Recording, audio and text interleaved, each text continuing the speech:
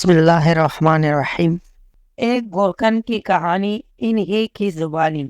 میں ابا کی جریوں برے ہاتھ غور سے دیکھتا۔ وہ عصر کی نماز کے بعد گھر آ جاتے تھے جب دل آہستہ آہستہ الوداع کہنے کے لیے وقت کے کونے کونے میں گھومتا ہے، اور تب میں ان کے سامنے جہانگیر میں روٹی اور کٹوری میں سالن رکھ دیتا تھا۔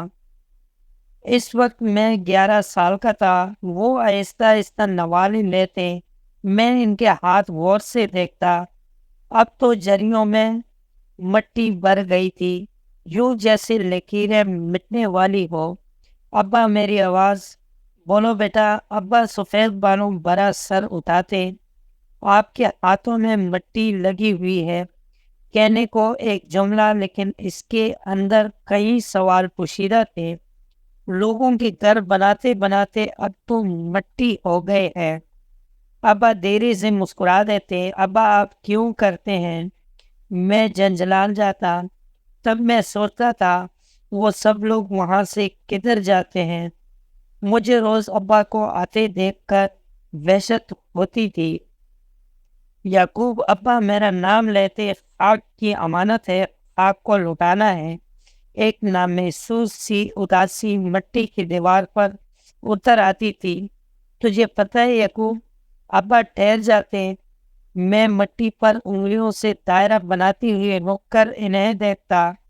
میں روز یہ دیکھتا ہوں کہ خاک کے اوپر سے نیچے تک کا سفر کیسے کیا جاتا ہے، اور اوپر سے نیچے وہ الفاظ تھے جو میرے حلق میں اٹک جاتے تھے۔ میں روز نگلنے کی کوشش کرتا، روز اٹک جاتے، اور وقت دور کھڑا میری طرف سگار مسکراہٹ کے ساتھ دیکھتا رہتا، اور پھر خوبصورت وقت نکل گیا، صرف پھیکے دن رہ گئے۔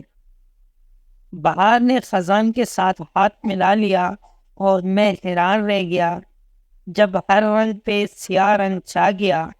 ابا کی قبر پر لوگ کھڑے باتیں کر رہے تھے، اور ابا صرف ابا ہی نہیں، ماں بائی غرض کے۔ میں ہر رشتے کی کمی ان کے ذات سے پوری کرتا تھا۔ تازہ تازہ مٹی میرے کائنات سمیٹے بکھر رہی تھی۔ اگلے دن وہی بیلچہ اور دوسرے آواز میں مجھے تھما دی گئے۔ ابا کے بعد نیا گورکن میں تھا۔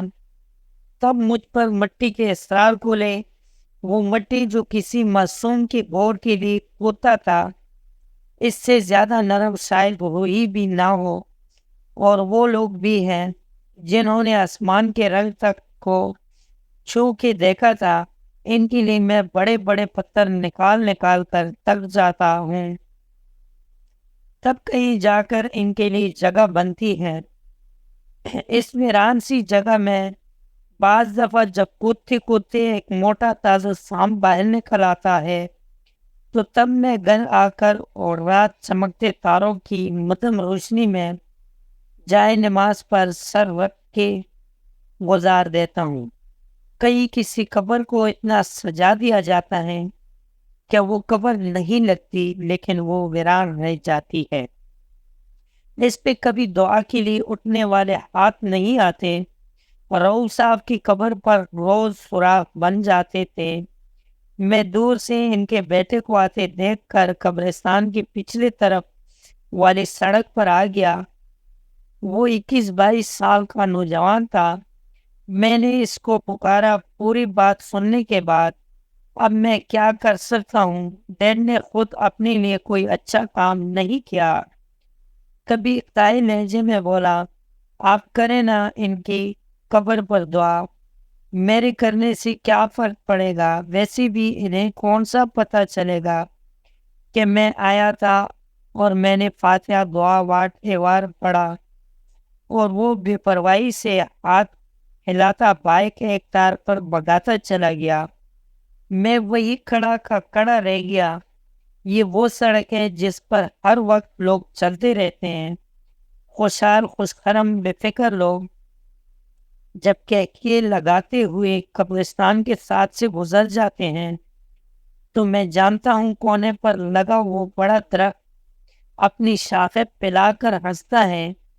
دیوار کے ساتھ جمع کر کے رکھی ہوئی پتھر ایک دوسرے کو معنی خیز سے اشارے کرتے ہیں اور کہتے ہیں ان کی طرف انگلیاں اٹھاتے ہیں، لیکن وہ اس سب سے بے نیاز زمین پر جب قدموں کے نشان بنا کر تیز تیز چلتے ہوئے میرے نظروں سے دور ہو جاتے ہیں تو پیچھے سے قبرستان کی مٹی پکار کی کہتی ہے، کب تک مجھ سے دور ہو گئے؟ رؤوف صاحب کا بیٹا بھی ایکسیڈنٹ میں چلا گیا اور ایک کروری مٹی سے پتھر نکال کر میں ہانپ گیا تھا، پھر اس کا گھر بن گیا۔ 3 روز گزرنے کے بعد ایک سانپ نکلا، اگلے 2 دن بعد پھر دوسرا سانپ۔ لگاتار سانپوں کو دیکھنے کے بعد جب میں ان کے در پر آ گیا تو اس کا بڑا بھائی باہر نکل رہا تھا۔ میں نے سلام کے بعد ابھی بات بتائی، اس نے جلدی جلدی میرے کندھے پر ہاتھ رکھ کے کہا، دیکھو یار تھا تو میرا بھائی تھا، دیکھو یار تھا تو میرا بھائی، اس نے پوری زندگی میں کبھی نیک کام نہیں کیا۔ میرے سماعتوں میں ایک آواز گونجی، ڈیڈ نے خود اپنے لیے کوئی اچھا، اب تم یوں کرو یقوب بھائی، میری طرف سے ایک دفعہ کچھ پڑھو اس کی قبر پر، ویسی بھی اس سے کون سا پتہ چلنا میں نے پڑھا ہے یا کسی اور نے۔ اس نے ہاتھ بے پرواہی سے ہلایا، میرے ساتھ ہی بائک زن سے لے گیا۔ میں مڑ کر دیکھتا رہا، گلی کا موڑ مڑتے ہوئے اس نے بائک ایک ٹائر پہ رکھی تھی اور اس طرح وہ بھی موت کے شکنجے میں چلا گیا۔ تو میرے دوستوں، اپنے رشتہ داروں کی قبروں پر جایا کرو اور ذکر اسکار کر لیا کرو۔ دوستوں، آج کی ویڈیو آپ کو کیسے لگی؟ امید ہے کہ ویڈیو پسند آئی ہوگی۔ اگر ویڈیو پسند آئی ہو تو ویڈیو کو لائک کر لیں، کمنٹ میں اپنے رائے کا اظہار ضرور کرنا اور چینل کو سبسکرائب کرنا مت بھولیں۔ ملتے ہیں اگلی ویڈیو میں، تب تک کے لیے اللہ حافظ۔